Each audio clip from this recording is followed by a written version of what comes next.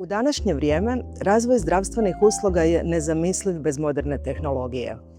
Jedino usvajajući nova tehnološka dostignuća možemo građanima osigurati pristup zdravstvenoj skrbi.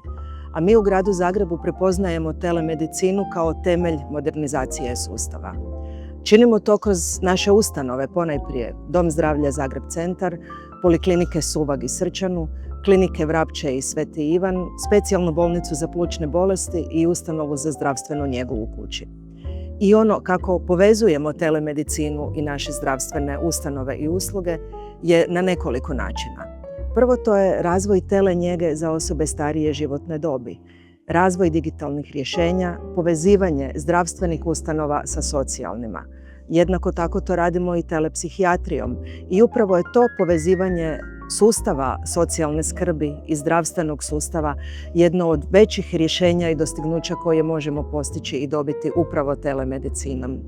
Konačno, ulaganjem u modernu medicinsku opremu i digitalne alate smanjujemo liste čekanja, smanjujemo upućivanje u bolnice, a samo u 2025. uložili smo preko $1 milijun u novu radiološku opremu u domovima zdravlja kako bismo postigli upravo te ciljeve.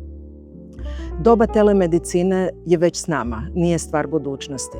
Važno je da ono neće zamijeniti stručnjake i da telemedicina nije samo dodatak, nego temeljna komponenta moderne zdravstvene skrbi i pravednog, učinkovitog i dostupnog modela pristupa zdravstvu za sve.